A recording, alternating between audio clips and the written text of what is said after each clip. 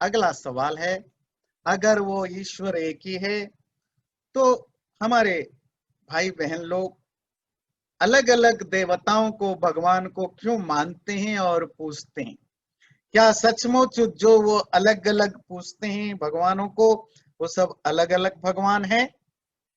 पूरा का पूरा जो हिंदू धर्म है उसका जो सोर्स है, जो फाउंटेन सोर्स है, वो वेद है।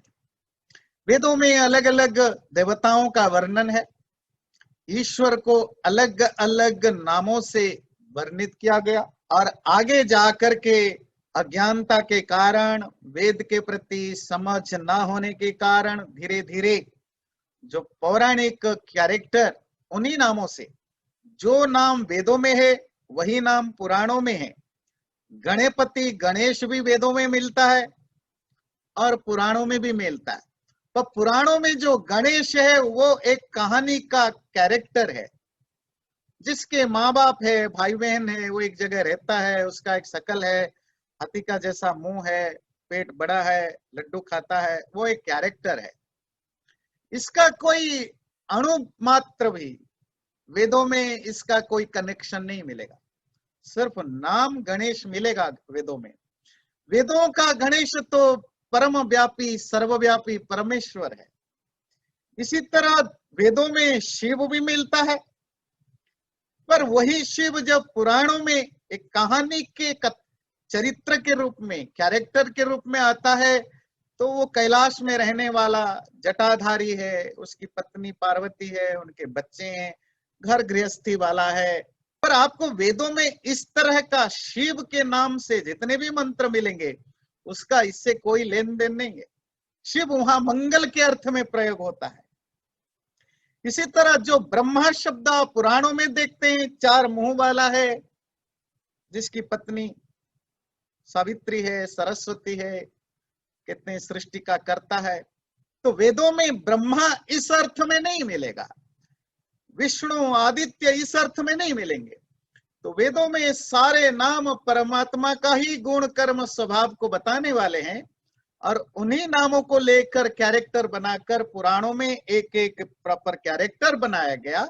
लोगों को, जो सामान्य लोगों को समझ ना होने के कारण उन्होंने ना वेद पढ़ा ना पुराण पढ़ा। जैसे उनको पुराण के कथावाचक ने बताया, उनको लगा अच्छा शायद वेदों से लेकर अभी तक ये सारे जो है वो देवी देवता भगवान है, ये सब अलग अलग है, हमें उनको पूजना चाहिए। अब हम आपसे और एक दो चीजें डिस्कशन करेंगे। क्या देवता और ईश्वर एक ही चीज है? वेद और वैदिक शास्त्रों में जो देवता शब्द है, देव, देवता या देवी, क्या ये सब परमात्मा या ईश्वर का नाम है? नहीं। निरुक्त में देव शब्द की व्युत्पत्ति करते हैं। देवो दानाद्वा दीपनाद्वा द्योतनाद्वा द्युस्थानो भवतीति वा। देव उसी को कहते हैं जो देता है, प्रकाशित करता है या खुद प्रकाशित होता है, या जो द्युलोक में रहने वाले होते हैं। दूसरी भाषा में कहे, जिनका हमारे लाइफ में कुछ कंट्रीब्यूशन है, जो कुछ देते हैं, जिनके कारण से हम प्रकाशित हुए हैं, प्रकाशित हुए, समाज में आए हैं, आज हमारी एक अस्तित्व है। We have our own existence. ये एग्जिस्टेंस जिसके कारण संभव हुआ है और जो खुद प्रकाशित होता है, जैसे सूरज है, आग है, पानी है, अलग अलग नक्षत्र हैं, इन सबको देवता कहा जाता है। थोड़ा और सरल भाषा में बताएं, जिनका भी हमारे जीवन में कोई कंट्रीब्यूशन है, डायरेक्टली इनडायरेक्टली हमारे एग्जिस्टेंस में, वो सब देवता कहलाते हैं। और वो 2 तरह के देवताएं हैं, जड़ देवता और चेतन देवता। जड़ इनसेंटिएंट, चेतन सेंटिएंट है। Those who are made of material things, they are जड़ देवता। जो चेतना वाले हैं, जिसमें एक आत्मा है, प्राण है, वो चेतन देवता। क्या ये ईश्वर है? नहीं। देवता एक बड़ा अनोखा, यूनिक कंसेप्ट है हिंदू धर्म में। वैदिक विचारों में देवता एक बिल्कुल अनोखा कंसेप्ट। दुनिया में आपको ये कंसेप्ट कहीं नहीं मिलेगा। और हमारे भाई बहनों को क्योंकि ये समझाया नहीं गया, तो इन्हीं देवी देवताओं को, जहां भी देवी देवता शब्द आए तो उसको वो परमात्मा या भगवान समझ बैठते हैं। तो जिसका भी हमारे लाइफ में कंट्रीब्यूशन है वो देवता है। क्या आपके लाइफ में पानी का कंट्रीब्यूशन है? क्या पानी के बिना आप रह सकते? नहीं रह सकते, तो पानी देवता है। आग के बिना रह सकते? नहीं रह सकते, तो आग भी देवता है। सूरज का कंट्रीब्यूशन है? जी हाँ, तो सूरज भी देवता है। पेड़ पौधे के बिना रह सकते? नहीं, तो पेड़ पौधे भी देवता है। गाय का तुम्हारे लाइफ में कोई कंट्रीब्यूशन है? जी हाँ, तो गाय भी देवता है। माता पिता का कोई कंट्रीब्यूशन है? जी हाँ, तो माता पिता भी देवता है। तो कोई भी मनुष्य हो, पशु हो, पक्षी हो, जड़ हो, चेतना हो, सब देवता है। इसीलिए हमारे यहाँ सूरज हो, चांद हो, धरती हो, आकाश हो, पहाड़ पर्वत हो, नदी हो। देखिए, कोई भी नदी आपको पता है पवित्र नहीं है। आप किसी भी राज्य में जाइए, वहां की जो बड़ी नदी है वो उनके लिए देवी है। पेड़ पौधे हमारे लिए देवता है, गाय बकरी हमारे लिए देवता है। जिनका भी हमारे लाइफ में कोई कंट्रीब्यूशन है वो सब देवी और देवता है। और वो देवी देवता दो तरह के, जड़ देवता जिनमें जीवन नहीं है, जैसे हवा है, पानी है, सूरज है, पर्वत है, नदी है, नाले हैं, ये सब देवता है। चेतन देवता मनुष्य और पशुओं में।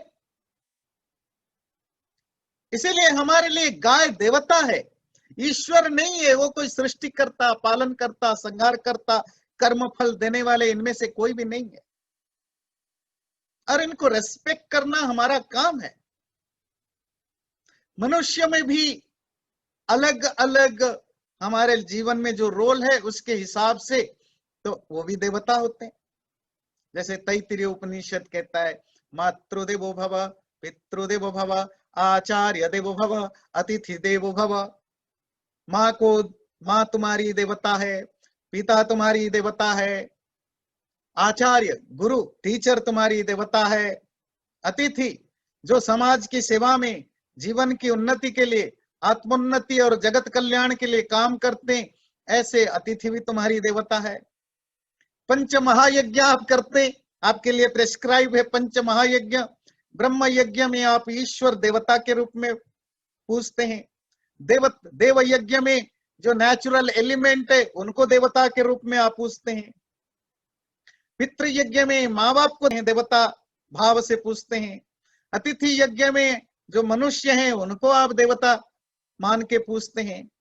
भूत यज्ञ में जो आपके आसपास पशु पक्षी कीड़े मकोड़े हैं उनको आप देवता बनाकर पूजते हैं। पूजने का अर्थ ये नहीं कि आरती उतारना, वो भी एक समस्या है। हम हर चीज को एक तरह के अपने एक डिस्टॉर्टेड फॉर्म में ले आ चुके हैं। पूजने का अर्थ रिस्पेक्ट करना, आदर करना, सम्मान करना और उसको खुश करने की कोशिश करना। माँ बाप को पूजने का अर्थ नहीं है कि माँ बाप को बैठा के सुबह आरती उतारो, जय जगदीश हरे बोल के। माँ बाप का रेस्पेक्ट करो, उनका ख्याल रखो, उनके आदर करो, उनको फील कराओ कि वो आपके लिए कितना इंपॉर्टेंट है। हो गया पितृ यज्ञ। नदियों की, गायों की पूजा करने के लिए आरती, आजकल तो आरती भी उतारने लग गए। खैर ठीक है, एंटरटेनमेंट के लिए ठीक है, कल्चरल एंटरटेनमेंट के लिए दैट्स फाइन, एंजॉय करो। पर नदी की पूजा आप आरती उतार के करेंगे, बेवकूफी है। नदी की सफाई रखो, नदी का जल निर्मल बना रहे, वो तो हम करते नहीं है। नदी को गंदा बनाते जाते हैं और आरती उतारते। गाय की पूजा तो गाय को फील कराओ, उसको हरे घास दो, गले से कभी रस्सी खोल दो, बछड़े को दूध पिले दो, नहाओ धो, उसका केयर करो, उसको फील कराओ कि उसकी एक लाइफ है। तो ये है देवता। जब देवता की चर्चा करते हैं तो इसका जो अंटी देव है वो कौन है? असुर, राक्षस। तो क्या कोई देवता ऐसा है जो स्वर्ग में रहते हैं और एक एंटी गॉड है, जो एंटी देवता है, जो और कहीं रहते हैं। नहीं, मनुष्य ही उनमें जिनका अच्छा व्यवहार होता है, शुद्ध व्यवहार होता है, वो देवता बन जाते हैं। अच्छे विचार वाले, अच्छे व्यवहार वाले, चरित्र वाले। और जिनके व्यवहार चरित्र गंदा होता है, वो असुर होते हैं। गीता का पूरा 16 और 17वां चैप्टर इसी देवता और असुर की डेफिनेशन में बीता हुआ है। अभयम सत्व संशुद्धि ज्ञान योग व्यवस्थिति दानम दमश्च यज्ञश्च स्वाध्यायस्तप आर्जवम अहिंसा सत्यम अक्रोध त्याग शांतिरपैशुनम दया भूतेष्वलोलुप्तम मार्दवम ह्रीरचापलम तेज क्षमा धृति शौच मद्रोहो नातिमानिता भवन्ति संपदम दैवी मभिजातस्य भारत। 16:1-3 क्या कहता है?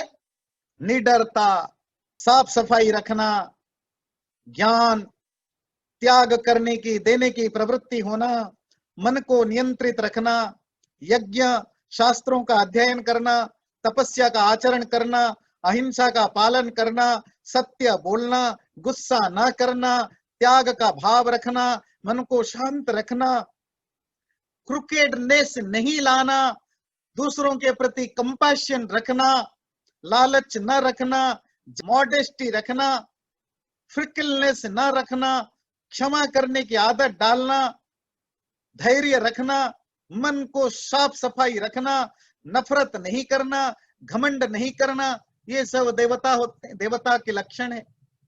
तो देवता कोई स्वर्ग में रहने वाला नहीं, मनुष्यों में जिनमें ये लक्षण है वो देवता है। इसी तरह राक्षस कौन है? दंभो दर्पोभिमानश्च क्रोध पारुष्यमेव च अज्ञानं चाभिजातस्य पार्थ संपदमासुरीं प्रवृत्तिं च निवृत्तिं च जना न विदुरासुरा न शौचं नापि चाचारो न सत्यं तेषु विद्यते। हिपोक्रेसी, एरोगेंस, सेल्फ कॉन्सीट, मतलब पाखंडपन रखना, घमंड करना, गुस्सा करना, हार्श बिहेवियर करना, बहुत ज्यादा अज्ञान रखना और लोगों को कष्ट देने की कोशिश करना, साफ सफाई ना रखना, अच्छा क्या बुरा क्या समझ ना होना, और अनेक तरह के इस तरह के और भी लक्षण हैं जो डिफाइन करता है कि हमारे में से कोई राक्षस और असुर है। अगर आप कहानियां देखें महाभारत रामायण वगैरह में, रामायण में रावण को हम राक्षस कहते हैं और उसका भाई विभीषण मनुष्य है। उसका एक और भाई है स्टेप ब्रदर कुबेर, जो देवता है।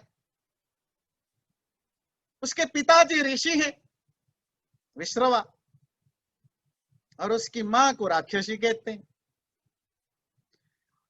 महाभारत में देखिए कंस राक्षस है, उसके पिता उग्रसेन मनुष्य है, उसकी भाई बहन सब मनुष्य हैं, और उसकी भांजा देवता है कृष्ण। पुराणों में भी आप पढ़ते हैं।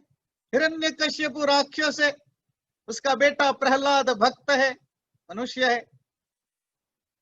तो इसका अर्थ है हमारे यहाँ इवन पौराणिक कथाओं में और महाभारत रामायण जैसा ऐतिहासिक कथाओं में भी जो राक्षस और देवता का वर्णन मिलता है वो कोई राक्षस नामक एक अलग जंतु है ऐसा नहीं है, या देवता कोई अलग है, मनुष्य कोई अलग है, ऐसा नहीं।